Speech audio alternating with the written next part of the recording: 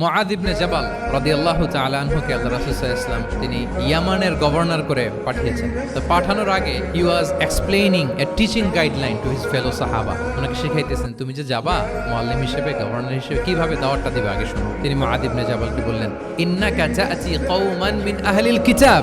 হে মুআয, জেনে রাখো এমন একটা এলাকায় তোমাকে পাঠাচ্ছি তারা কিন্তু আহলে কিতাব, মানে তারা হচ্ছে Jewish and Christian community, they are not Muslim, তারা কিন্তু ইহুদি খ্রিস্টান ওখানে। সো তুমি কিভাবে দাওয়াত দিবা? ফাদউহুম ইলা শাহাদাতি আন লা ইলাহা ইল্লাল্লাহ আন্না মুহাম্মাদুর রাসূলুল্লাহ। প্রথমে তাওহীদের দাওয়াত দিবা। আওয়াজ করে বলেন, প্রথমে দাওয়াত হবে কিসের? তাওহীদ। ফা ইনহুম আতাউ লিযালিক, বাক্যটা খেয়াল করেন, যখন তারা এটা মেনে নিবে, এটাতে অভ্যস্ত, তারপর তুমি দাওয়াত দিবা যে আল্লাহ প্রতিদিন 5 ওয়াক্ত সালাত ফরজ করেছেন। কয় ওয়াক্ত? 5 ওয়াক্ত সালাত আছে।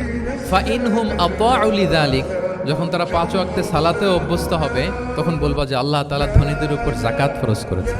ফা ইনহুম আতাউ লিযালিক, যখন ওইটা মানবে, এরপরে বলবা রমজানের রোজা ফরজ করেছেন। সুবহানাল্লাহ, সুবহানাল্লাহ, আল্লাহু আকবার।